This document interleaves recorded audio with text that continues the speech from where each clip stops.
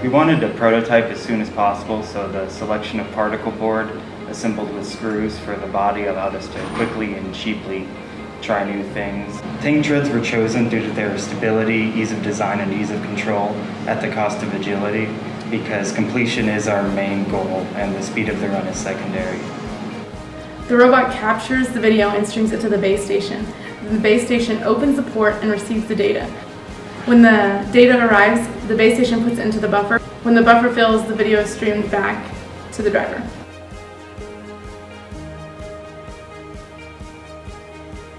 We have the Raspberry Pi embedded on our robot, which hosts the server. For this, we chose to utilize the Python programming language as our language of choice. We use the zero-tier software to assign static IP addresses to both the Raspberry Pi and the base station. For our server, we used a client list model for its ease of use.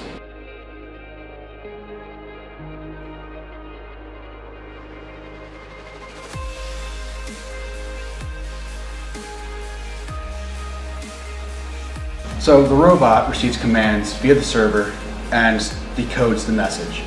This message is a composite of several different button states from the Xbox controller to control various portions of this robot.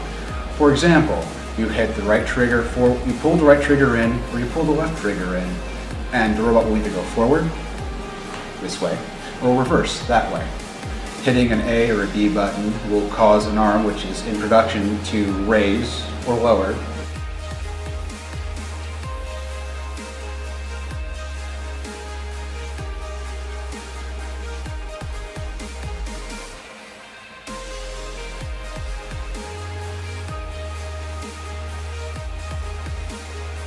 So for the electronics, everything's fed from these switch mode power supplies, which we made custom.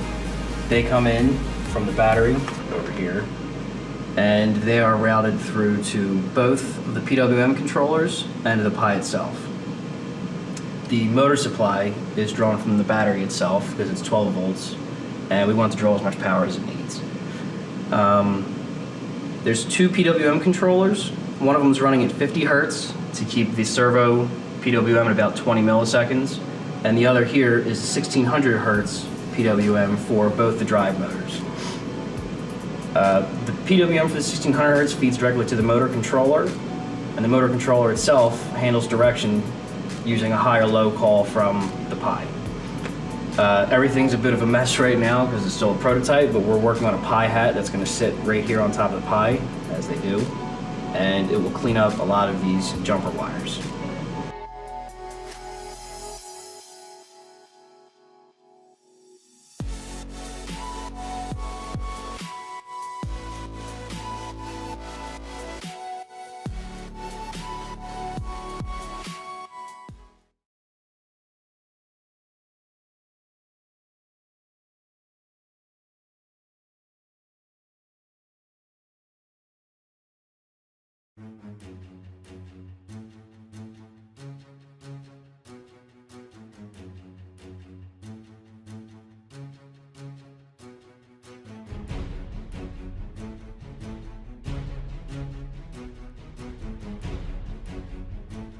For the server, we chose a clientless WebSocket model, and really we chose this because it's easy to use and Python has really nice built-in libraries already.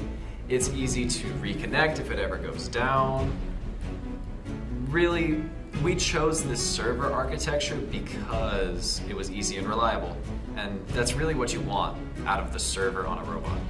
First up, when the robot is started up and executed, the server connects to its own IP and is starting to listen on a certain port for a client to connect to it. Once the client connects to it, it will start waiting for data to be sent over the WebSockets connection. But the thing is since it's an asynchronous process, it can be doing other things in addition to listening on that socket at the same time. So we could be updating other peripherals, updating what voltages should be outputted to the motors, the PWMs to the servos, all those different kind of things, all asynchronously. This year I've worked on the control systems that will send data from the controller to the computer that we will use to send the data to the Pi that will run the robot. We'll be using an Xbox controller this year.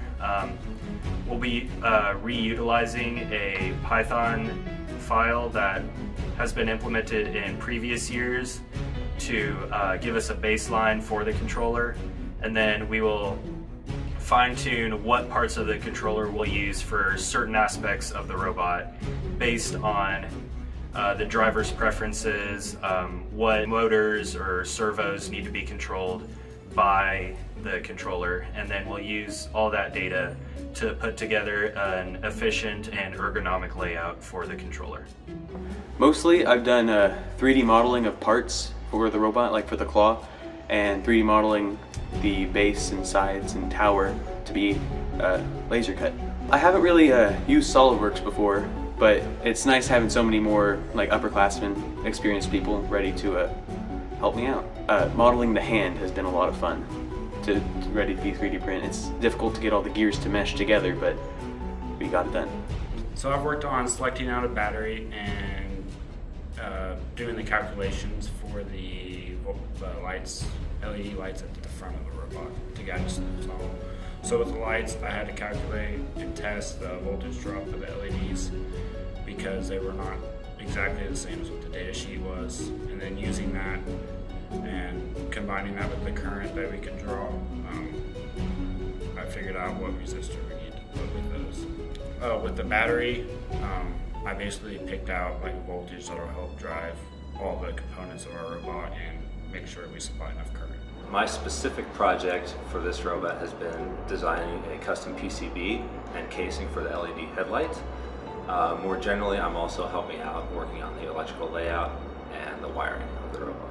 I worked on the static and dynamic parts of the robot. By that I mean securing the tower of the robot correctly, so with cables and stuff, make sure it doesn't break, and then it stays stable the entire time. And I've also worked on the design of the body, making sure it functions and can support the weight of the robot. Mostly I've been involved in selecting the drive motors and also the servo motors that will control the payload arm. I've also assembled the chassis of the robot. I think what I enjoy the most is just watching everything come together. When we laser cut the parts for the chassis, that was one of the most exciting moments for me. I really enjoyed witnessing that. Oh, I think the team has worked together spectacularly this year, and this is because I think we're all young, we're all somewhat inexperienced, but we're all on the same page in that we're all here to learn. Everyone is just trying to learn how to build a robot, they're all trying to become a better engineer, and they're all trying to make friends. And so when everyone is headed in the same direction, it's really easy to be a leader. And I think our team is headed in a great direction.